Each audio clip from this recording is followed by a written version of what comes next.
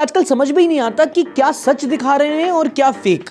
Much like Indian media, इनकी नौकरी AI नहीं खा सकता, क्योंकि टू बिगिन विद आपको लगता है इनके पास नौकरी होगी। हाँ भाई, राजू ने बाबू भैया पे 25 करोड़ का मुकदमा डाला है। बाबू भैया से डायरेक्ट बाबू। सिख रिलीजियस गुरुज की AI generated videos, images use करना हर्ट्स देयर रिलीजियस सेंटिमेंट्स। मठरी बेचने के लिए मराठी क्यों सीखूं मैं? अब अगली बार से तुम सपोर्टर लोग बोल मत देना कि हम संस्कृति बचा रहे हैं, जैसे तुम्हारे नेता खुल के सामने आ रहे हैं संस्कृति खुद बचना चाह रही है। अरे रिपब्लिक वालों, कौन बताए तुमको हर गोस्वामी अर्नब का रिश्तेदार थोड़ी होता है।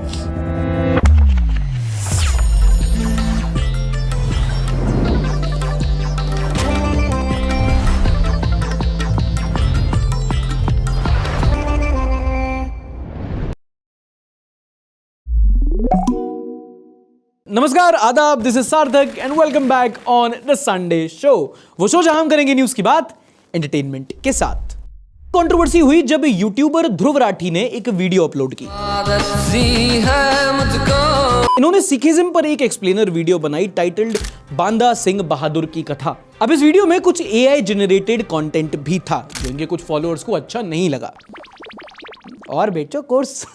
इनफैक्ट कई सारे सिख रिलीजियस ग्रुप्स को ये वीडियो खटकी, एक ने तो कंप्लेंट भी फाइल कर दी थी। इन ऑर्गेनाइजेशंस का कहना था कि सिख रिलीजियस गुरुज की AI generated videos, images use करना hurts their religious sentiments, which is a crime under section 295। 295 तुम समझते हो ना? सच्चे बोलेगा तो मिलू, 295 जे करेगा तरक्की पुते हिट मिलूगी। लौट आओ सिद्धू पाजी। बाद में ध्रुव राठी ने एक इंस्टाग्राम पोल किया और फिर ये वीडियो डिलीट कर दी। ये कांड एआई ने किया, इंसान ने ब्लेम लिया। अब एक कांड बताता हूं जो इंसान ने किया और अब एआई ब्लेम लेगा। अगली वायरल खबर नहीं, एक वायरल वीडियो है, एक नेताजी का video. And I been put in a spot, क्योंकि फैमिली शो है तो अच्छे से नहीं बोल पाऊंगा, बट हिंदी और संस्कृत का मेल लगेगा, ये ध्यान रखना। एक वीडियो वायरल होती है दिल्ली मुंबई एक्सप्रेसवे से, जहां पर देर रात को बीच सड़क पर एक बीजेपी नेता एक महिला के साथ कुत्तों की तरह काम कर रहे थे, बीच सड़क पर। इन भाई साहब का नाम है मनोहर लाल धाकड़। किंकी, किंकी नहीं है, होना चाहिए। इन लोगों से बंद कमरे में नहीं हो पाता, तुम बीच सड़क पर हैं। गडकरी साहब इसलिए हाईवे बना रहे थे। गाड़ी घोड़ी वाला एक ऐसा जोक आ रहा है ना, मार नहीं सकता, लिहाज कर रहे हो तुम लोगों का। और मानना पड़ेगा इस राष्ट्रवादी पार्टी को। एक और नेता का वीडियो वायरल हुआ था, वो और अश्लील थे। और फिर कर्नल सोफिया कुरैशी पे बकलोली करने वाले तो हैं ही। आज की डेट तक ऑफिशियली इनमें से एक भी नेता पर एक्शन नहीं लिया गया है। अब अगली बार से तुम सपोर्टर लोग बोल मत देना कि हम संस्कृति बचा रहे हैं, क्योंकि जैसे तुम्हारे नेता खुल के सामने आ रहे हैं संस्कृति खुद बचना चाह रही है। ओके, आगे बढ़ने से पहले भैया बहुत लंबी वीडियो चल रही है और अब तक अगर तुमको न्यूज़ का मामला समझ में आ रहा है तो थोड़ा अप्रिसिएशन पॉज करके थोड़ा कमेंट सेक्शन में एक थोड़ा थम्स अप, एक अंगूठा दे दो, वरना द्रोणाचार्य की कसम में क्लब कर दूंगा तुम्हारा। हफ्ते की एक बड़ी हेरा फेरी हुई फिल्म जगत में, pun intended. Film series Hera Pheri का तीसरा पार्ट इन दिनों काफी चर्चा में है। और बवाल तब हुआ जब शूटिंग शुरू होने से पहले परेश रावल ने अपने करियर का शायद सबसे सिनोनिमस कैरेक्टर बाबू भैया का रोल छोड़ा और फिल्म से एग्जिट ले ली। इनफैक्ट उनको जो साइनिंग अमाउंट मिला था 11 लाख का, उसको ब्याज समेत प्रोड्यूसर्स को वापस लौटा दिया। ये बाबूराव का स्टाइल है। अब परेश रावल ने फिल्म क्यों छोड़ी, उसके 2-3 स्पेक्यूलेशंस है। एक तो ये बताया जा रहा है कि फिल्म अभी से 1-2 साल बाद रिलीज होगी और पेमेंट में इतने डिले के कारण परेश रावल ने मूवी छोड़ दी। But what came as a surprise was breach of trust के चलते फिल्म के को एक्टर और प्रोड्यूसर अक्षय कुमार ने परेश रावल पर केस कर दिया। हाँ भाई, राजू ने बाबू भैया पे 25 करोड़ का मुकदमा डाला है। बाबू भैया से डायरेक्ट बाबू। बाबू भैया राजू का स्टाइल है। अब देखो, एक वेटरन एक्टर जिनके साथ अक्षय कुमार का लगभग 20 साल का एक ऑन स्क्रीन इक्वेशन है, इतनी सारी मूवी इन्होंने साथ में की है, उनके खिलाफ कोर्ट केस होना थोड़ा डिस्टेस्टफुल तो है। पर फिर यार मूवी पे पैसे भी लगे और जो आदमी सिप सिप करके यूरिन पी रहा उसको टेस्ट की क्या ही परवाह। अगर मुझे यूरिन पीना ही है, I'll sip it like a beer। Anyway, दूसरा एक स्पेक्यूलेशन ये भी है कि एक क्रिएटिव सेटिस्फैक्शन होता है। परेश रावल को इस प्रोजेक्ट से वो नहीं मिल रहा होगा, क्योंकि हाल ही में ललन टॉप का इंटरव्यू हुआ था जिसमें उन्होंने बोला था कि यार वो कैरेक्टर तो अच्छा है बट मुझे इतना पसंद नहीं आता, क्योंकि बहुत सेट फॉर्मेट में हो गया है। मैं एज अ आर्टिस्ट उसमें कैप्चर हो गया हूँ। इसी गेटअप में मुझे दूसरा एक कैरेक्टर दो यार, नहीं तो मुझे ये दम घुटता है। बांधने वाली चीज है, आपको इससे मुक्ति चाहिए, लिबरेशन चाहिए यार, नहीं तो बहुत गंदा है ये। अब अगर उसी कैरेक्टर के साथ उन्हीं राजू, श्याम और बाबू भैया के साथ कुछ डिफरेंट करो तो समझ में आता है, बट अगर सेम चीज होगी तो मजा नहीं आएगा। तो that could be one reason. फिलहाल अभी कुछ रिपोर्ट बता रही है कि पंकज त्रिपाठी अगले बाबू भैया बन सकते हैं, which can be a good choice, पर अभी इसको लेके कुछ क्लैरिफिकेशन या फिर कंफर्मेशन नहीं मिला है।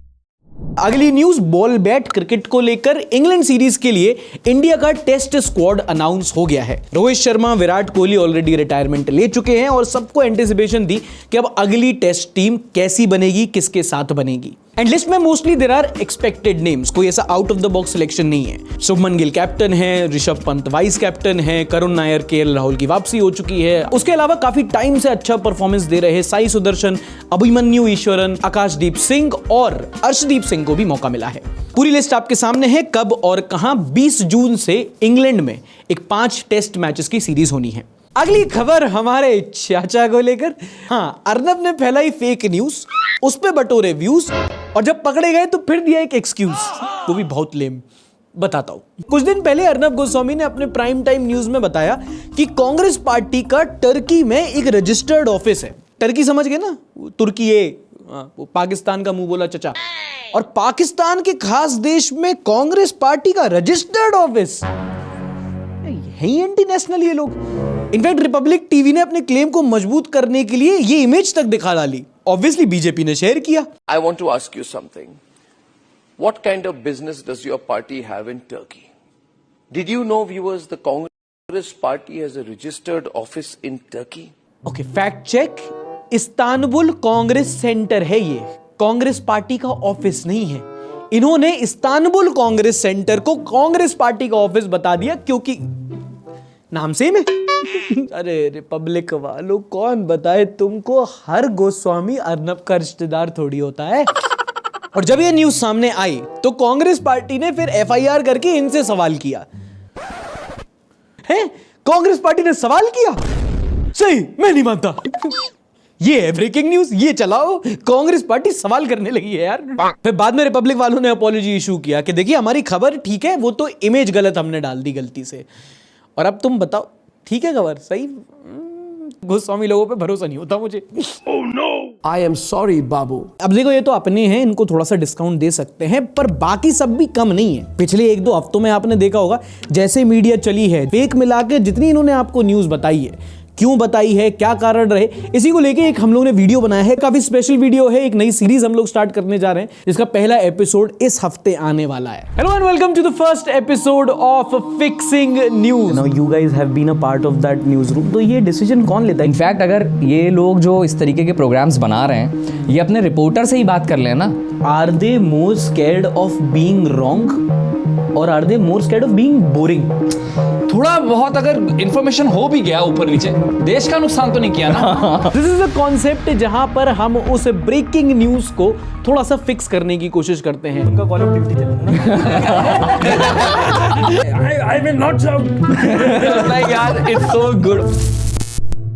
तो अगर मेरी तरह थोड़ा एक्साइटेड हो, देखना चाहो तो थोड़ा एक्साइटमेंट बताओ यार, लाइक करके बताओ कि हाँ भाई बिल्कुल गो अहेड सार्थक भाई, तुम संघर्ष करो, हम तुम्हारे साथ हैं। ऐसा कुछ बोलोगे मेरे को कि नहीं बोलोगे? मोटिवेशन चाहिए यहाँ पे। नेक्स्ट न्यूज, अगली खबर। देश में दोबारा से कोविड के केसेस बढ़ने लगे हैं। केरला में केसेस रिपोर्ट हुए हैं, महाराष्ट्र में केसेस रिपोर्ट हुए हैं, तमिलनाडु में केसेस रिपोर्ट हुए हैं, यूपी, दिल्ली, हर जगह केसेस रिपोर्ट हुए हैं। एडवाइजरी भी जारी कर दी गई है। ऑलरेडी 300 से ज्यादा केसेस रिपोर्ट हो चुके हैं। That's more than the number of people who used Aarogya Setu app, by the way. इस बार जो वेरिएंट सामने आ रहा है वो कोई स्पेसिफिक नहीं है, पिछले वाले ओमिक्रॉन का ही एक सब वेरिएंट है। जो नया वाला है, it's in addition to the variant JN.1, LF.7, NB1.8, FU69। Last वाला बस फीलिंग थी, एक वेरिएंट नहीं था। फिलहाल के लिए कोई कंसर्निंग नंबर नहीं है। सरकार ने, हेल्थ अथॉरिटीज ने कहीं भी कोई वार्निंग साइन नहीं दी है, तो कोई चिंता वाली बात नहीं है। But it's a good time to talk about an event which change everything for every one of us. देखो, मुझे नहीं पता आपकी उम्र क्या है, may be 16, may be 26, may be 46, पर इतना जरूर पता है कि कोरोना का रोना आपने भी रोया होगा। वो 3 साल लॉकडाउन के हमारी लाइफ का सबसे बड़ा इवेंट था वो, and that is in the spotlight this week.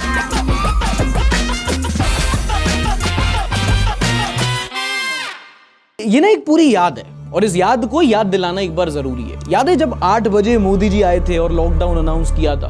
आज रात 12 बजे से संपूर्ण देश में संपूर्ण लॉकडाउन होने जा रहा है। भाई उसके बाद से जब जब वो 8 बजे आते हैं मेरे 12 बज जाते हैं। तब कोरोना को भगाने के लिए सब थाली बजा रहे थे, फिर बाद में कोरोना ने सबकी बैंड बजाई।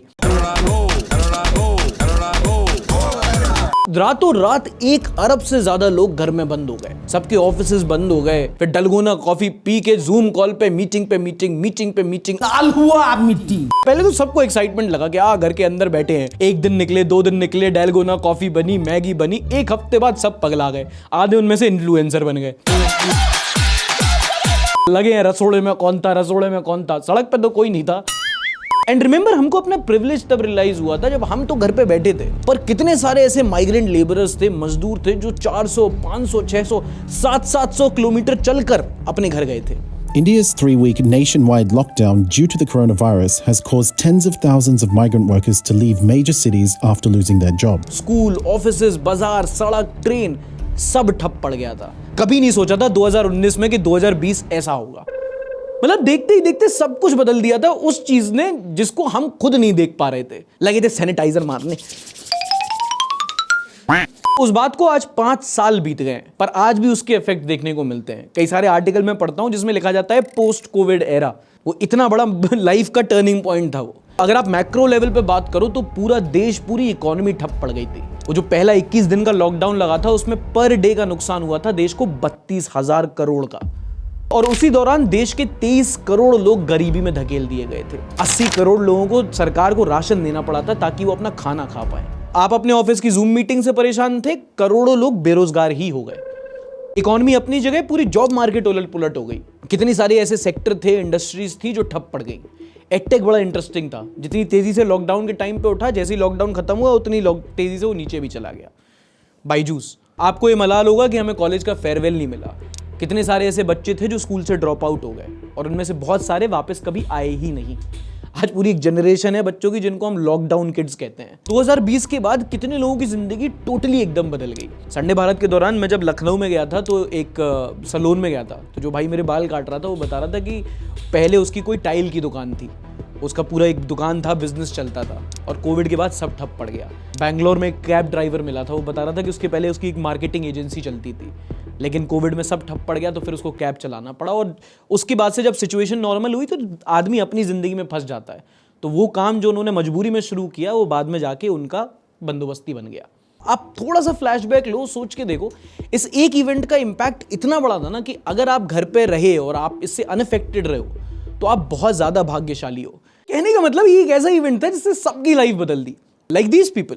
कोरोना के बाद कुछ लाइफ चेंज हुई आपकी? मेरी जॉब भी चली गई और प्लस फ्रीलांसिंग का वर्क तो ऐसे ही रहता है। शादियों में लोग ही इनवाइट नहीं हो रहे थे तो मुझे कैसे काम मिलता। पैसा भी चला गया पास से, और जितने पॉलिसीज थी हमारी चल रही थी वो सारी रुक गई हैं वहीं पर। मौसी की जो बेटी है उनके हस्बैंड गुजर गए, वो न्यूली मैरिड थे, मुश्किल से साल हुई थी शादी को। जानकारी मिली एक लड़के का एक्सीडेंट हुआ तब हेल्थ इंश्योरेंस की आवश्यकता पड़ी। उसकी इंश्योरेंस होता तो उसे थोड़ा इलाज में राहत मुक्त वो मिल जाती। जब तक डेल्टा गया नहीं तो ऑलमोस्ट मैं 4-5 महीने घर से ही नहीं निकल पाया, इतना प्रॉब्लमेटिक हो गया। वो मेंटल हेल्थ पे अफेक्ट करता है अगर आप घर से ना निकलो, दोस्तों से ना मिलो। और इसका पोस्ट ट्रॉमेटिक इफेक्ट इतना है कि आज भी अगर कहीं सैनिटाइजर दिख जाता है तो मेरे को फ्लैशबैक आने लगते हैं। कोई बगल में छींक दे अगर तुम एस्टेटर। एंड देखो, इकोनॉमी, दुकान, बिजनेसेस ये जैसे नीचे गए थे वापस ऊपर भी आ जाएंगे। बट जो सबसे बड़ा लॉस था वो था जो हमने लोगों को खोया। जो सरकार ने ऑफिशियल आंकड़ा दिया था वो था 5 लाख लोगों का, लेकिन बाद में जो 2022 में WHO ने बताया था, उन्होंने बताया था कि असली नंबर जो है वो 9 या 10 गुना ज्यादा था। और मैं इस बात से बिल्कुल डिसएग्री नहीं करता हूं क्योंकि हर गली नुक्कड़ पे कोई ना कोई विक्टिम था। और इससे कई ज्यादा बड़ा नंबर उन लोगों का है जो हॉस्पिटलाइज हो गए थे जब बेड्स नहीं मिल रहे थे, यानी जब LPG से ज्यादा ऑक्सीजन सिलेंडर की डिमांड हो गई थी और दवाइयां भी बड़ी लाखों में मिल रही थी। वो टोसिलुजुमाब, वो रेमडेसिविर, रामाधीर, ना बोला जाए ना खरीदा जाए। अचानक से इतने लोग बीमार, हॉस्पिटलाइज होने लगे थे कि पैनिक हो गया था। ऊपर से नौकरी लोगों के पास थी नहीं तो लोगों ने अपने जमीन जेवर बेच के पैसे भरे थे। तब एक मेडिकल नहीं, एक फाइनेंशियल इमरजेंसी भी आ गई थी। इसीलिए हेल्थ इंश्योरेंस इतना जरूरी है। तो आपने कोई हेल्थ इंश्योरेंस लिया हुआ है? नहीं, हमने देखा ये क्या होता है। एक्चुअली मेरा अभी खत्म हुआ है। नहीं है। पूरी फैमिली का हमने करा दिया। लास्ट टाइम जो आया था उसके बाद से हम सचेत हो गए हैं। नहीं यार, अभी तो मैंने नहीं लिया। नहीं, मैंने हेल्थ इंश्योरेंस तो अभी एज सच लिया नहीं है। अब यहाँ एक स्पॉन्सर की बात करूंगा, स्किप मत कर देना। अभी केसेस बढ़ रहे हैं, शायद इससे ज्यादा बढ़े, शायद ना बढ़े, पर खुदा ना खास्ता दोबारा ऐसी कोई बीमारी आई, ऐसी महामारी फैली, तो आप अपनी फैमिली के लिए सिर्फ यादें छोड़ के नहीं जाना चाहते हो। इस टाइम देश का मेडिकल इन्फ्लेशन 14% है। साफ शब्दों में बताऊं तो अस्पताल के इलाज पे जो आप आज खर्च कर रहे हो वो अगले 5 सालों में दोगुना हो सकता है। इसीलिए हेल्थ इंश्योरेंस इतना जरूरी होता है। आप आज इंश्योरेंस लेते हो कल को प्रोटेक्ट करने के लिए। और अगर अब तक आपने स्किप नहीं किया है, आप अपनी फैमिली के लिए सेफ्टी नेट लेने जाओ तो बता दूं कुछ प्रॉब्लम्स आती हैं। जैसे आप लेने जाओगे तो को पेमेंट, डिजीज वाइज सब लिमिट, रूम रेंट रिस्ट्रिक्शंस, ऐसी चीजों से कंफ्यूज किया जाएगा आपको। इसलिए इंश्योरेंस सही चुनना चाहिए, या कम से कम सही चुनने की जानकारी तो होनी चाहिए। और यही काम आता है डिटो। एक ऐसा प्लेटफॉर्म है जो आपको spam free personalised insurance advice देता है। मतलब स्पैम कॉल्स नहीं मिलेगी तो बस एडवाइस, वो भी जैसी आप मांगोगे। इनफैक्ट इनकी वेबसाइट पर काफी सारे टूल्स हैं, like health insurance 101, health insurance checklist and my favourite health insurance comparison. और सिर्फ इतना नहीं, अगर आप लेना डिसाइड कर लेते हो तो डिटो आपकी डॉक्यूमेंटेशन और आपके क्लेम सपोर्ट में भी हेल्प करता है। ये ज़ेरोधा बैक्ड प्लेटफॉर्म है और ये कितना ट्रस्टेड है आप इसको इस बात से समझ लो कि 14,000 गूगल रिव्यूज के बाद भी इनकी रेटिंग 4.9 है। डिटो आपको इंश्योरेंस की सही जानकारी देता है, किसका प्रीमियम ज्यादा है, कौन सा आपकी फैमिली के लिए सही है, कौन सा सही नहीं है, ये सब कुछ आपको बताते हैं। या तो इनकी वेबसाइट चेक कर लो या जाके एक फ्री पर्सनलाइज्ड कंसल्टेशन भी बुक कर सकते हो। हेल्थ इंश्योरेंस भी जरूरी है, अगर कभी लो तो डिटो ट्राई कीजिएगा। डिटो पे आप अपनी फ्री कंसल्टेंसी बुक करोगे, आपको कॉल आएगी और पूरी पॉलिसी के बारे में आपको समझाया जाएगा। डिटो मुझे भी लेना है, मतलब हेल्थ इंश्योरेंस, तो मैं भी सोच ही रही थी मैं ट्राई करूंगी। देखो इंश्योरेंस क्यों लेना है, you know the why, find out the what. कौन सा कितने प्रीमियम वाला इंश्योरेंस लेना चाहिए, और जब ये वाली बात पक्की हो जाए तो कब लेना है अपने मन से decide the when. But for now click the link in the description और इन द पिन कमेंट और डिटो के साथ अपना पर्सनलाइज्ड कंसल्टेशन बुक कर सकते हो। अब कोविड ने हमारी लाइफ कैसे बदल दी, ये अगली न्यूज में बताता हूं आपको। इस खबर के लिए चलते हैं हिमाचल के पहाड़ों में। काश। हिमाचल प्रदेश असेंबली में वहां की सरकार ने बताया है कि पिछले 2 सालों में राज्य में 1200 से ज्यादा सरकारी स्कूल्स बंद कर दिए गए हैं। क्यों बंद किए गए? क्योंकि स्कूल्स में बच्चों के एनरोलमेंट ही नहीं हो रहे थे, भर्ती नहीं हो रही थी, which from a management perspective is quite justified. कि मार्केट में अगर भाई जनता ही नहीं आएगी तो दुकान तो बंद करनी पड़ेगी ना। इस 1200 के आंकड़े में 450 ऐसे स्कूल्स हैं जो बंद कर दिए गए और कई सारे ऐसे स्कूल्स हैं जिनको मर्ज कर दिया गया है, क्योंकि बच्चे कम ज्यादा। साथ ही साथ एजुकेशन की क्वालिटी बेटर करने के लिए 15,000 स्कूल टीचर्स की भर्ती भी निकाली गई है। और ये सिर्फ हिमाचल प्रदेश की कहानी नहीं है। 2024-25 में सरकार ने यह आंकड़ा दिया है कि 23 ऐसे राज्य और हैं जहां पर सरकारी स्कूल में एनरोलमेंट कम हुआ है। ऐसा क्यों हो रहा है? इसके प्राइमरीली 2 कारण हैं। पहला तो बच्चों की काउंटिंग की जो मेथोडोलॉजी है वो चेंज हो गई है। पहले स्कूल्स गिन लिए जाते थे, अब क्योंकि हर बच्चे के पास एक यूआईडी है तो बच्चों को गिना जाता है, तो जो फर्जी वाले एनरोलमेंट है वो हट गए। और इसका दूसरा बड़ा कारण है, you guessed it, Covid lockdown. दरअसल हुआ क्या कि जब लॉकडाउन लगा, लोगों की नौकरियां गई, लोगों के धंधे खराब हुए, तो सबसे पहले उन्होंने अपने घर में एक्सपेंसेस में कटौती की। खाना पीना तो कोई रोक नहीं सकता था। जो बच्चे एनरोल्ड थे, जिनकी फीस जा रही थी प्राइवेट स्कूल्स में, उन्होंने प्राइवेट स्कूल से उनको निकाला और सरकारी स्कूल में उनकी भर्ती कराई। तो सरकारी स्कूल्स में एनरोलमेंट ऊपर चला गया। फिर जैसे लॉकडाउन हटा, बिजनेस वापस आया, मार्केट वापस खुला, लोगों को नौकरियां वापस मिली, जैसे घर में थोड़ी और इनकम आई तो सबसे पहले उन्होंने अपने बच्चे को वापस एक प्राइवेट स्कूल्स में डाला। तो अब जो सरकारी स्कूल की भर्तियां हैं वो कम हो गई हैं। खबर है दिल्ली से। इस हफ्ते एक बहुत भारी तूफान आया, बारिश हुई, ओले गिरे, कहीं पेड़ टूट गए, कहीं रोड ब्लॉक हो गई, किसी के गमले टूट गए, और इसी दौरान वायरल हुई ये वाली फोटो। ये सूर्पनखा एयरलाइंस की दरअसल इंडिगो की एक फ्लाइट थी जो दिल्ली से श्रीनगर जा रही थी, और इसी दौरान इतना ज्यादा टर्बुलेंस आया कि भाई जो वीडियोस आई हैं, भाई सही बता रहा हूं, जीसस का नाम लेके मुसलमान आदमी ने हनुमान चालीसा पढ़ दी होगी। भाई इतना तेज टर्बुलेंस आया ना, तुम देख लोगे एक बार, प्लेन में नहीं बैठोगे दोबारा। अच्छा तुम तो वैसे ही बस वाले आदमी हो। यही है ना, मत करो एक गरीब यूट्यूबर की वीडियो लाइक, ऐसे तुम भी गरीब रह जाओगे फिर। अब मसला तब हुआ जब ये खबर सामने आई कि टर्बुलेंस के दौरान इस प्लेन के पायलट ने पाकिस्तान एयर ट्रैफिक कंट्रोल से लाहौर में लैंड करने की परमिशन मांगी थी, पर उन्होंने मना कर दी कि भाईजान पहले भी आपके जहाज आए थे, हमारा मसला हो जाता है। अभी हालांकि प्लेन को काफी ज्यादा नुकसान हुआ है, बट थैंकफुली सारे पैसेंजर्स सेफ हैं। पैसेंजर्स का कहना है कि पायलट्स ने अच्छा काम किया, but for safety precautions DGCA ने पायलट्स को ग्राउंड कर दिया है और एक इन्वेस्टिगेशन बिठा दी है। अच्छा, एयर ट्रैफिक से याद आया, ट्रैफिक सुन के तुम्हारे दिमाग में पहला शहर कौन सा आता है? ज्यादातर लोगों के दिमाग में बेंगलुरु आया होगा, और ऐसा है भी। बेंगलोर में ट्रैफिक की हालत बहुत ज्यादा खराब है, पर ये सिर्फ बेंगलोर की दिक्कत नहीं है, मुंबई में भी ट्रैफिक बहुत है। अगर आप कभी जाओ मुंबई और कभी कांदीवली से अगर आप दादर होते हुए कल्याण जाओगे तो वहां बहुत ट्रैफिक पड़ता है। But I stay in Colaba, so you know I don't know much, या because you know obviously YouTuber. साला नौटंकी खड़ी खड़ी ड्रामा करता है। एक टॉम ट्रैफिक इंडेक्स होता है जो बताता है कि एवरेज ट्रांजिट टाइम क्या होता है, और बैंगलोर और मुंबई में अगर आपको अमूमन 10 किलोमीटर ट्रैवल करना है तो मिनिमम आधा घंटा तो लगता ही है। इन वर्स्ट सिचुएशन 45 मिनट, 1 घंटा, और कभी कभी बैंगलोर में तो दिन लग जाते हैं। ट्रैफिक के मामले में मुंबई और बेंगलुरु बिल्कुल सेम पोजीशन पे हैं, जस्ट लाइक IPL। ई साला तो कप नाम दे। अब मुंबई में इस ट्रैफिक की प्रॉब्लम को सॉल्व करने के लिए वहां की सरकार बड़ा इंटरेस्टिंग स्टेप लिया है। आप गली, कॉलोनी, सोसाइटी, झुग्गी जहां भी रहते हो, गाड़ी का रजिस्ट्रेशन तभी मिलेगा जब पार्किंग का प्रूफ दिखाओगे। बेसिकली अथॉरिटी का कहना है कि ले तो जाओगे, पर क्या ऐसे अच्छे से रख पाओगे? उसके पापा ने भी यही बोला था।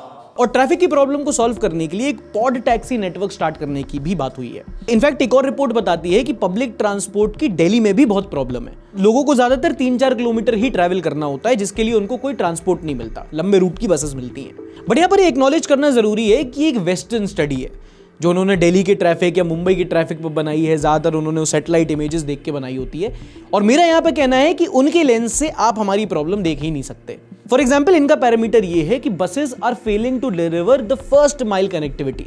घर से आपको 500 मीटर 600 मीटर में एक बस स्टॉप नहीं मिलता, पर हमारे यहाँ ज्यादातर लोग गली कूचों में रहते हैं जहां बस छोड़ो बाइक निकालने में स्किल्स लग जाती हैं। ये रिपोर्ट तो छाप दे रहे हैं, बट बेल्जियम वालों को क्या पता कि गाय ने गली ब्लॉक कर दी भी एक लाइफ प्रॉब्लम होती है। और ऐसा नहीं है कि हमारे घर के 500 मीटर में कोई बस नहीं है, रोड भी तो नहीं है। अगली खबर है हमारे देश के लीगल सिस्टम से। कोर्ट्स में काफी टाइम से दिक्कत आ रही थी कि जो नए ग्रेजुएट होकर जज बन जाते थे, उनको कोर्ट प्रोसीजर समझने में काफी दिक्कत आती थी। और उसका कारण क्या? Bro experience. इसलिए सुप्रीम कोर्ट ने इस हफ्ते फैसला सुनाया है कि जज बनने के लिए एक जज को वकील होने का फर्स्ट हैंड एक्सपीरियंस होना जरूरी है। हाँ, अब अगर आपको जज बनना है तो कोर्ट को समझने के लिए, वहां का माहौल समझने के लिए, कचहरी कैसे चलती है वो समझने के लिए 3 साल की वकालत करनी पड़ेगी। एक्चुअली सेम सिचुएशन पहले भी हुआ करती थी, पर फिर 2002 में चीजें बदल गई। इस सज्जन को क्या तकलीफ है भाई? नहीं, मतलब कोर्ट में चीजें बदल गई जब सुप्रीम कोर्ट ने 2002 में 3 साल की प्रैक्टिस की कंडीशन हटा दी थी, ताकि जो बेस्ट टैलेंट है वो जुडिशरी में आ सके। पर फिर कोर्ट रूम एक्सपीरियंस के नाम पे जॉली LLB देखने वाले जज आने लगे कि ऑर्डर कब करना है, माय लॉर्ड को स्टेनो बता रहा है। अब ये क्यों हुआ है, इसके मायने क्या है, अगर तुम्हें पूरा समझना है तो मैं पूरा नहीं बता पाऊंगा, कोई आर्टिकल वार्टिकल भी नहीं पढ़ना। मैं सजेस्ट करूंगा कि कोई तुम्हारा दोस्त रिश्तेदार जो लॉ ग्रेजुएट है उससे एक बार बात करना, वो तुम्हें बताएगा। अगली खबर बताने से पहले थोड़ा सा रिवीजन करा देता हूं। आपको याद हो पिछले कुछ एपिसोड्स में हमने बात की थी कि कैसे देश में डायबिटीज यंग लोगों में बहुत बढ़ रहा है ना। बूढ़े बड़े तो परेशान थे ही, अब बच्चों में भी डायबिटीज के केसेस आ रहे हैं। इनफैक्ट NCPCR ने बताया है कि पहले के मुकाबले आजकल के बच्चों में डायबिटीज, ओबेसिटी और डेंटल प्रॉब्लम्स के केसेस बहुत बढ़ने लगे हैं। और हमारे टाइम में हम नून रोटी से खुश हो जाते थे, आजकल के बच्चों का शुगर कंजम्पशन बहुत है, रिकमेंडेड लिमिट से 3 गुना ज्यादा। और वजह सबको पता है, वही प्रोसेस्ड फूड्स, कोल्ड ड्रिंक्स वगैरह वगैरह। अब घर पे बच्चा अगर नहीं संभल रहा है तो इसको काउंटर किया जाएगा स्कूल लेवल पर। CBSE ने कहा है कि उनके स्कूल्स में अब इसको लेकर अवेयरनेस बढ़ाई जाएगी, मतलब सेमिनार्स होंगे, वर्कशॉप्स होंगे, और हर स्कूल में एक शुगर बोर्ड लगाया जाएगा जो बच्चों को बताएगा कि भाई शुगर क्या होता है, उसके साइड इफेक्ट्स क्या होते हैं, कैलोरी इनटेक क्या होती है, ग्लाइसीमिक इंडेक्स क्या होता है, शुगर के ऑल्टरनेटिव्स क्या होते हैं, उसकी बीमारियां क्या होती हैं। और मैं तो कहता हूं उसमें यह भी बता दो कि बॉर्नवीटा से दिमाग नहीं बढ़ता और कॉम्प्लेन से हाइट नहीं बढ़ती। और ये पता काफी अच्छी चीज है, क्योंकि कई सारी ऐसी लर्निंग होती है जो स्कूल में की जानी चाहिए पर हमारे एजुकेशन सिस्टम में नहीं होती। फॉर एग्जाम्पल, कई सारे ऐसे स्कूल्स होते हैं जहां आई चेकअप्स होते हैं, और ये बहुत इंपॉर्टेंट होता है क्योंकि बच्चे जिनकी नजरें कमजोर हो रही होती है उनको बहुत एंड तक पता नहीं चलता। बट अगर स्कूल में रेगुलरली आई चेकअप कैंप्स लगाए जाए तो बच्चे पहले से पता कर सकते हैं। गुड टच बैड टच के कैंप्स लगाए जाते हैं तो बच्चों को वो एजुकेशन मिलती है जो किताबी ज्ञान में नहीं होता।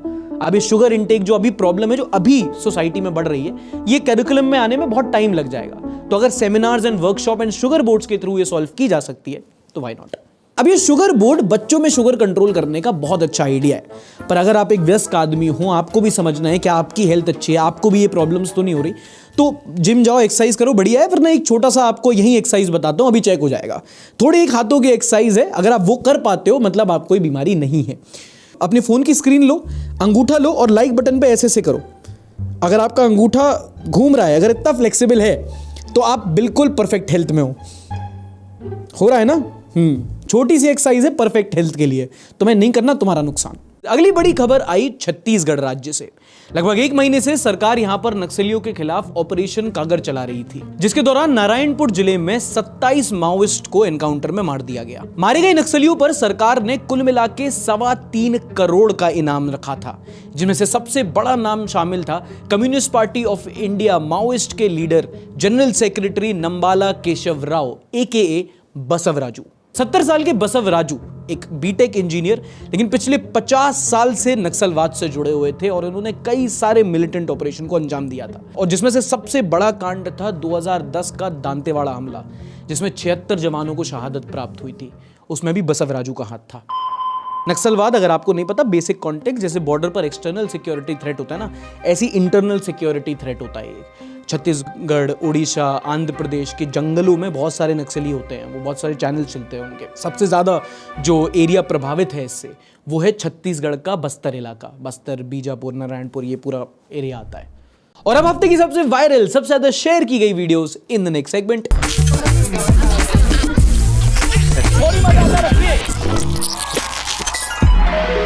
इससे पहले आगे बढ़े, ये वीडियो देखो। What's one move with AI that makes haters go crazy every time? Oh, y'all gotta give them that. This is wild. It's over. We are cooked on that thread. You get me?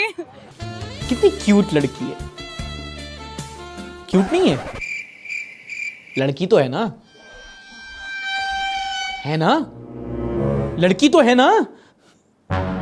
ये जो तुमने अभी देखा वो कभी हुआ ही नहीं, जो तुमने लोग देखे वो है ही नहीं। क्या बात कर रहे हैं? गूगल ने हाल ही में लॉन्च किया अपना नया जनरेटिव AI मॉडल Veo 3, और उसके जो यूज केसेस लोगों ने दिखाए वो इंटरनेट पर वायरल चले गए, क्योंकि वो इतने परफेक्ट थे। ये पब्लिक इंटरव्यूज करता हुआ ये लड़का, समुद्र के पास बैठा हुआ ये मछुआरा, जंग लड़ने जा रही ये आर्मी, और जोक सुनाता हुआ ये स्टैंड अप कॉमेडियन, कुछ भी रियल नहीं है। सब कुछ टेक्स्ट प्रॉम्प्ट देके बनाया गया है। और जैसे जैसे ये नए नए AI मॉडल्स आ रहे हैं ना दोस्तों, सही बोल रहा हूँ, पहले इंटरेस्टिंग लगता था, अब सच में डर लगने लगा है। क्योंकि याद है कुछ ही टाइम पहले, ज्यादा नहीं, आज से 1 या 2 साल पहले, जब भी कोई AI जनरेटेड वीडियोस आपके सामने आती थी, फॉर एग्जांपल वो रश्मिका मंदाना का वो डीप फेक, आप समझ जाते थे यार कि ये ना ये AI जनरेटेड लग रहा है। And most of it not, ज्यादातर लोग पहचान लिया करते थे। पर धीरे धीरे जैसे जैसे, अब धीरे धीरे क्या, बहुत तेज AI इतना ज्यादा स्मार्ट, इतना ज्यादा इंप्रूव होता जा रहा है कि आजकल समझ में ही नहीं आता कि क्या सच दिखा रहे हैं और क्या fake. Much like Indian media. I am sorry बाबू। अब अगर आप सोचोगे प्रॉम्प्ट से इतनी रियलिस्टिक वीडियोस बनाई जा सकती हैं, जहां देखने वाले को जीवन भर समझ में नहीं आए कि ये कैमरा से शूट हुआ है या ये बस AI से जनरेट किया गया है, तो कितने सारे VFX आर्टिस्ट, कितने सारे डायरेक्टर्स, कितने सारे सिनेमाटोग्राफर्स, पूरी फिल्म इंडस्ट्री जॉब नहीं जाएंगी, पूरी इंडस्ट्री ही चली जाएगी। और मुझे कंसर्निंग लगता है दूसरों के लिए, अपने लिए नहीं, क्योंकि मेरी जॉब कहीं नहीं जा रही। AI कितना भी स्मार्ट हो, उसका एक लूप होल है कि वो स्मार्ट है, और ये शो करने के लिए चाहिए कोई डर निठल्ला आदमी। फॉर एग्जाम्पल AI सार्थक बन के आपको न्यूज बता सकता है, पर क्या वो मालिक थोड़ा सा एक गरीब कंटेंट क्रिएटर को एक लाइक, सब्सक्राइब वगैरह कुछ दे दो। अगली वायरल चीज डिस्कस करने से पहले ये बताओ, which is the toughest exam in India? IIT, UPSC, जिंदगी? नहीं, वो भी नहीं। टफेस्ट एग्जाम है विशाल मेगा मार्ट सिक्योरिटी गार्ड। ये एग्जैक्टली कब वायरल हुआ किसी को नहीं पता, पर विशाल मेगा मार्ट ने ऑल ओवर इंडिया अपने 650 स्टोर्स के लिए सिक्योरिटी गार्ड पोजीशन के लिए भर्ती निकाली, और फिर कैंडिडेट से ज्यादा मीम्स आए। Vishal mega mart guard supremacy, IAS, businessman, बेरोजगार, बैंक मैनेजर, टीचर, डॉक्टर नहीं, विशाल मेगा मार्ट का guard. Show me the best job in the world, CEO of Apple नहीं, I said the best, president of USA, Vishal mega mart security guard, perfect, perfection. Vishal mega mart भर्ती की परीक्षा में Lallan sir के छात्रों ने लहराया परचम। Ronaldo Kumar AIR 2, Rohit Kumar AIR 9, Virat Kumar AIR 1, I like how it was Virat and not Virat. Physics वाला and Aakash Byju to soon launch foundation course for Vishal mega mart cashier job. बड़ा ढूंढा कमेंट में बताया किसी ने कि 1 अप्रैल को विशाल मेगा मार्ट के सिक्योरिटी गार्ड सर्विसेज के क्वेश्चन पेपर्स आए. वो थे current affairs, English, local physical training, martial arts, अरे भैया shooting, training. People from all over the places around the state appeared for the test, but only the top 1% could make it. Top 1% could make it. मांग who? अब ये जो post के बारे में भाई साहब बता रहे हैं, ये ओरिजिनल पोस्ट कहाँ है, ये ट्रेंड कब स्टार्ट हुआ, कब खत्म होगा, ये राज भी उसी के साथ चला गया सर. इस हफ्ते कर्नाटका से एक और वीडियो वायरल हुई. कौन सी? मैं पूछ क्यों रहे हो, तुम समझ ही गए होगे, देख लो. Kannada first madam, Kannada first. ಈಗ ನೀವೇನ್ ಮಾತಾಡ್ತಾ ಇರೋ ತುಂಬಾ ಒಳ್ಳೇದು. ಮಾತಾಡೋದೇ ಇಲ್ವಾ? ಯಾಕೆ ಮಾತಾಡೋದಿಲ್ಲ? मैनेजर साहब लगता है भाई लंच टाइम में पहुंच गए होंगे. ये वीडियो चंदापुर के एक SBI ब्रांच की थी जहां ये मोहतरमा ब्रांच मैनेजर थी और वही बस परेशान किया जा रहा था कि भाई कन्नड़ा बोलो, स्पीक इन कन्नड़ा, स्वल्पा स्वल्पा. और स्क्रिप्ट वही है जो हर बार होती है, राइट्स की डिमांड बस रॉन्ग जगह. बैंक में आए हो, नोट लो, वैलिडेशन क्यों ले रहे हो?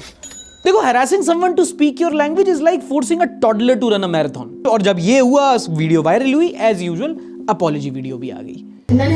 ಯಾರಿಗೆ ಆಗಲಿ ನೋವಾಗಿದ್ದರೆ ಕ್ಷಮಿಸಿ ಕ್ಷಮಿಸಿ ಕನ್ನಡದಲ್ಲಿ ವ್ಯವಹಾರ ಮಾಡಲು ಅನುಕೂಲ ಮಾಡಿಕೊಡುತ್ತೇನೆ, ಎಲ್ಲರಿಗೂ ಸಹಕರಿಸುತ್ತೇನೆ. एक सेकंड, ये माफी मांग रही है, लाइन मार रही है? और जैसे कि आपको पता है आजकल कर्नाटक का कम, ऐसी वीडियोस महाराष्ट्र से ज्यादा आती हैं. ये वाली देखो. मराठी नहीं आता है सीखने का, नहीं तो धंधा बंद कर. मठरी बेचने के लिए मराठी क्यों सीखूं मैं? पता है ये वाली एक प्रॉब्लम है जो AI सॉल्व नहीं कर सकता. ऐसे जो जगह जगह जाके लोगों को फोर्स करते हैं कि तू ये भाषा बोल, तू यहां रहना है, ये भाषा बोल, इनकी नौकरी AI नहीं खा सकता.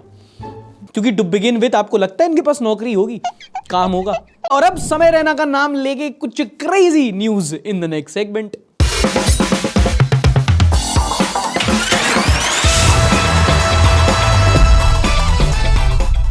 पहली खबर, शादी का नतीजा, दुल्हन भगा ले गया जीजा. यूपी के हमीरपुर में एक शादी हुई. बैंड बाजा बारात विदाई सब आराम से हो गया. पर कुछ जगह रिवाज होता है कि लड़का लड़की को पान खिलाता है. तो शादी के अगले दिन जब दूल्हा पान लेने गया तो लड़की भाग गई पति के साथ, अपनी बहन के. इसकी बहन का, हाँ भाई, दुल्हन दूल्हे के लॉ लगा के अपने ब्रदर इन लॉ के साथ भाग गई. बताओ, दूल्हा बेचारा इसके लिए पान लगाने गया था, ये उसको चूना लगा गई. ओके, नेक्स्ट, एक और शादी के जोड़े जो बने भगोड़े. इटावा में एक शादीशुदा महिला अपने 2 बच्चों को लेकर भाग गई अपने चचिया ससुर के साथ. कोई नहीं, इन शॉर्ट्स के जमाने में डीडी न्यूज भी चल रहा है आजकल. आधे लोग यहां बोलेंगे चचिया ससुर क्या होता है, मतलब father in law, cousin father in law. आजकल ये वाली न्यूज बहुत आती है भाई. दुल्हन बॉयफ्रेंड के साथ भाग गई, दुल्हन ससुर के साथ भाग गई, सास दामाद के साथ भाग गई. इतनी लड़कियां भाग रही, मेडल क्यों नहीं आ रहे? अगली खबर सुनो, रियल लाइफ रब ने बना दी जोड़ी. उत्तर प्रदेश से अब चलते हैं मध्य प्रदेश की ओर. यहां पर एक शादीशुदा आदमी आए दिन नई लड़कियों से चैट करता था. प्यार की राह में. फिर बीवी ने पूछा, भाई देर रात इतना फोन में क्यों लगे रहते हो और बात करने घर के बाहर क्यों जाते हो? उसको शक हो गया, पर भाई स्टैंडर्ड एक्सक्यूज मार देता था कि काम से जा रहा हूं. हिंदी वाला संस्कृत वाला उसको क्या पता, भोली है वो तो, गोपी बहू. फिर एक दिन एक लड़की से चैट हुई, उसने इन्हें डेट पे बुलाया, ये रेस्टोरेंट पहुंच गए और फिर पता चला ये घर से निकलकर ये जिससे मिलने जा रहे थे वो घरवाली ही निकली. तुम्हें हंसी आ रही होगी पर सोचो दोस्तों, जिम स्किप करके तुम पिज्जा ऑर्डर करो और ट्रेनर ही डिलीवरी बॉय निकले, क्या फटेगी तुम्हारी. ओके, जिम से याद आया, एक ऐसे सप्लीमेंट के बारे में आपको बताता हूं जिससे आपके टेस्टोस्टेरोन लेवल्स बहुत इंक्रीज हो जाएंगे और आपकी gym perform. Now when all the girls are gone, भैया सुनो, ये बहुत करती हैं ये लोग, किसी दूसरी आईटी से तुमको मैसेज करके फंसाने की कोशिश. फिसलना मत, वरना जिसके बल गिरोगे ना वही तोड़ देगी ये. भाई आपका नॉलेज तो कमाल का है भाई. क्या बताऊं यार. अगली खबर सुनो, बेंगलुरु से. ऑन टू वीडियो वायरल आगे अडारिली ओबा हुडुगा कानी सुटाडे. सॉरी डिफॉल्ट हो गया ना आजकल.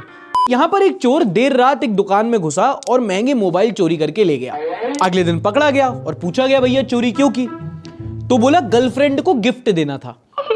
And that's not the bizarre part. ये बंदा चोरी करने मास्क पहन के गया था। कोई बड़ी बात तो है नहीं, सब मास्क पहन के, सिर्फ मास्क पहन के गया था। और उसका भी रीजन ये दे रहा है कि मैंने नए कपड़े खरीदे थे, पर मैं वो दीवार में छेद करके जाना था ना, वो गंदे हो जाते, तो मैं बिना कपड़े के ही चला गया चोरी करने। अगले दिन दुकान वाले ने सीसीटीवी चेक किया तो एंटी ने दिखा कि मोबाइल चोरी कर रहा था।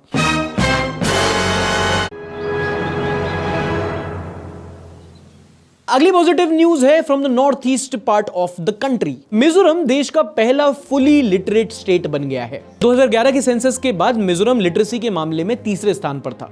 फिर वहां पे काफी ज्यादा पॉलिसी चेंजेस हुए, लोकल्स ने बहुत सपोर्ट किया और आज की डेट में 98.2% of the population is literate in Mizoram. इससे अच्छा सिर्फ डेटॉल का रिकॉर्ड है। और अब पता है, तुम पूछोगे यार 98.2% कहां से फुली लिटरेट हो गया। दरअसल मिनिस्ट्री ऑफ एजुकेशन ने फुली लिटरेट का क्राइटेरिया रखा है 95%। मतलब अगर किसी राज्य में 95% जनता ही अगर पढ़ी लिखी है तो भी उसको फुली लिटरेट ही बोला जाएगा, 5% का लीवे दिया जाता है। लिटरेसी रेट बढ़ना किसी देश के राज्य के इकोनॉमिक प्रोग्रेस के लिए जरूरी है, ये तो मैं बताने की जरूरत तो होगी नहीं, है ना, ऑब्वियस। अब अगर तुम पूछ रहे हो कि भाई क्राइटेरिया क्या है, कैसे पता लगता है कि कोई लिटरेट है या कोई इलिटरेट है, तो भारत में ऐसा माना जाता है कि 7 साल से ऊपर का कोई भी व्यक्ति जो कोई भी भाषा पढ़ सकता है, लिख सकता है, उसको लिटरेट माना जाएगा। कॉन्वेंट से पढ़े इंग्लिश झाड़ने वाले कोई से पढ़ा लिखा नहीं कहते। तो मिजोरम लिटरेसी रेट के मामले में मिजोरम टॉप पे है। पूरी लिस्ट आपके सामने है। सबसे नीचे जो नाम आता है वो है आंध्र प्रदेश और बिहार। तुम लोग कब सुधरोगे? अच्छा, लिटरेचर पढ़ते हो? इंस्टाग्राम कैप्शंस की बात नहीं कर रहा मैं। हाँ, अगर पढ़ते हो नहीं पढ़ते हो, पर आपने इंटरनेशनल बुकर प्राइज का नाम सुना होगा। साहित्य में सबसे बड़ा अवार्ड होता है ये। और इस हफ्ते ये खिताब जीता है बानू मुश्ताक ने for a collection of short stories written in Kannada titled heart lamp. Banu Mushtaq की ये किताब सदर्न स्टेट में जो मुस्लिम महिलाएं हैं उनके स्ट्रगल्स की कहानियां बताती हैं। इनफैक्ट शॉर्ट स्टोरी कैटेगरी में बुकर प्राइज जीतने वाली ये पहली ऑथर बन गई हैं। ये नोट कर लो, अगर तुम कॉम्पिटिटिव एग्जाम वगैरह में हो तो ऐसे ही सवाल बहुत पूछे जाते हैं। तंग किया गया। अच्छा ये भगवान क्या जुल्म है। संतरा में क्या जोड़ा है कि संतरा? बॉबी उस्ताद ने विशाल मेगा मार्ट पे मीम बनाया। ये क्या है बे? सपना है, पर एक दिन सच होगा।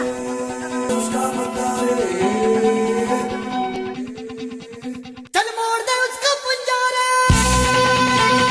ये क्या है बे? सपना है, पर एक दिन। सैलरी भाई बहुत ज्यादा है इसकी। फॉर्म कहां से अप्लाई करें? ऐसा क्या है विशाल मेगा मार्ट में जो सब इसकी वीडियो डाल रहे हैं? ये पहला ऐसा ट्रेंड था जिसमें मतलब कंटेंट कम है, कंफ्यूजन ज्यादा है कि क्यों ट्रेंड में है। मेगा मार्ट का सिक्योरिटी गार्ड वाई, और मैं तो विशाल मेगा मार्ट वालों की सोच रहा हूँ क्या फ्री की पब्लिसिटी मिली है उन लोगों को। लोग पहली बार ऐसा हो रहा होगा जा जाके उनके प्रोडक्ट नहीं खरीद रहे हैं, बाहर जाके उनके गार्ड के साथ सेल्फी खिंचा रहे हैं। गार्ड बोल रहा है बिल दिखाइए, वो कह रहा है अपनी थूत दिखाइए। इंडिया का टफेस्ट एग्जाम है ये। इंडिया का टफेस्ट एग्जाम है? अच्छा, काहे? लोग बोल रहे हैं जेई नहीं वी। जेई नहीं वी। कितना है?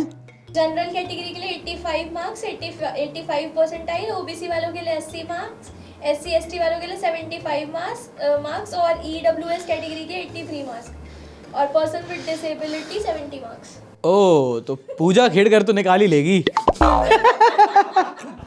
कोहली भाई चढ़ नहीं रही यार। और कोई ऐसे सेलिब्रिटी, जैसे आप विराट का नाम ले रहे थे, कि आपने उनकी पास्ट लाइफ भी देखी हुई है? मैंने विराट कोहली का भी पास्ट लाइफ देखा। ये एक इंडियन फिलोसोफर थे 13th सेंचुरी के आसपास। वहाँ पर ये राम, हाँ, किंग का असिस्टेंट थे। जब यहाँ पे जब ये युद्ध में जाते थे तब अपने सेनापति को बोलते थे। And my current favourite cricketer in the world is Ben Stokes. जीवन में वो इजिप्ट में एक किंग के एक असिस्टेंट के रूप में थे। ये किंग ने कुछ ऐसा फैसला लिया जो कि जनता के फेवर में नहीं था, तो इन्होंने उनका असिस्टेंट होने के बावजूद भी उस फैसले का सीरियसली। सर मैंने आपकी भी कुंडली देखी, पता है आप पिछले दोनों जन्म में भक्त थे। ये कौन बताएगा कि साला वो रिटायरमेंट ले लेगा 2 साल पहले? ये कौन बताएगा वो 10,000 रन पूरे नहीं करेगा? तुम्हारा माइक उठा के तुम्हारे इज्जत करता हूँ क्योंकि उम्र का लिहाज रख रहा हूँ। चाचा चुप हो जाओ तुम। पूछ रहे हैं क्या उस जमाने में आरसीबी जीती? विराट कोहली को ही पिरामिड में मम्मी बनाया गया था। क्या मतलब? विराट भाई महात्मा गांधी थे, नेल्सन मंडेला थे, विराट भाई ने के पिरामिड बनाया था। कौन सी गाली दूर से? अब कंफ्यूजन ही कंफ्यूजन है। 12 इयर्स 12 साल पप्पी। अरे इस पे तो पॉक्सो भी नहीं लगा सकते। गाइस हमने तो अपना किस डे मना लिया है। आप लोगों की वजह से हमारा फर्स्ट किस डे। पानी पूरी वाले की हेकड़ी कैसे निकाले? Top 3 Hanks. नंबर 1, जब वो आपको प्याज कम दे तो आपको बोलना है